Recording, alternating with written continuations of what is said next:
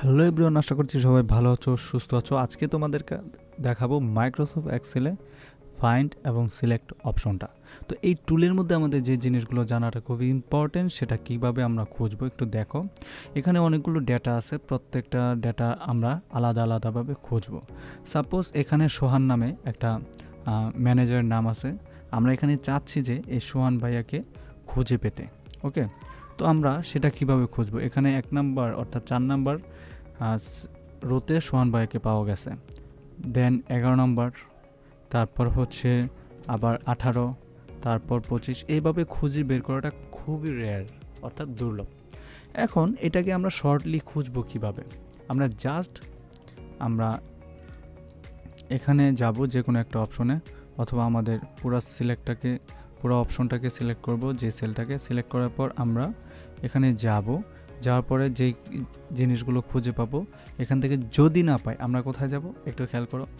There E go, find and select টুল। এখানে যাওয়ার পর আমরা সরাসরি চলে যাব ফাইন্ড অপশনে যাওয়ার পর এভাবে চলে আসব, অথবা আমরা কন্ট্রোল এফ আমাদের কিবোর্ডে কন্ট্রোল এফ চাপলেই হয়ে যাবে। এখন আমরা এখানে কি খুঁজতে চাচ্ছি, যেমন সোহান ভাইয়ের ডেটাটা আমরা খুঁজতে চাচ্ছি। ফাইন্ড, দেখো প্রত্যেকটা কলাম আমাকে একটার পর একটা নিচ্ছে। এখানে দেখো এটা কিন্তু কালারটা চেঞ্জ হচ্ছে। ওকে, আবার যাই, এখানে চলে আসবে C40-এ, দেখতে পাচ্ছ। এভাবে খুঁজে পাওয়াটা একটু টাফ এবং দুর্লভ। তো আমরা এটা খুঁজে না পেয়ে ফাইন্ড অল ক্লিক করি। দেখো নিচে একটা মাইক্রোসফট এক্সেল আমাদের সম্পূর্ণ ডেটা দিয়ে দিয়েছে। যেমন এই সোহান ভাইয়ার সেলটা, মানে সোহান ভাইয়ের ইনফরমেশনগুলো কত নাম্বার সেলের মধ্যে রয়েছে, যেমন সেল নাম্বার A4, তারপর সেল নাম্বার হচ্ছে C40, সেল নাম্বার 53, 60, 67, 74, 81, প্রত্যেকটা সেলে সোহান ভাইয়ের ডেটাটা রয়েছে এরকম। ওকে, এভাবে আমরা নির্দিষ্ট একজন ব্যক্তির ইনফরমেশন খুঁজে পেতে পারি। এবার আসি রিপ্লেসটা কি একটু যদি আমরা খেয়াল করি। রিপ্লেসটা হচ্ছে যে এখানে সোহান ভাইয়ের নামটা শুধু সোহান না, সোহান মিয়া হবে। তাহলে আমরা এখন কি করব?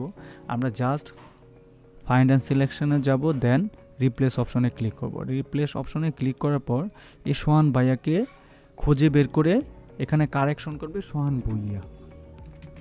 ভুইয়া বা মিয়া, আমরা যে কোনো একটা দিব। এখন দেওয়ার পর দেখো আমাদের সামনে কি চলে আসবে। আমরা যখন রিপ্লেস অল দিব, তাহলে এই ইনফরমেশনে অর্থাৎ এই মাইক্রোসফট এক্সেলে যেখানে সোহান নামটা আছে সেখান থেকে চেঞ্জ হয়ে সোহান মিয়াও হয়ে যাবে।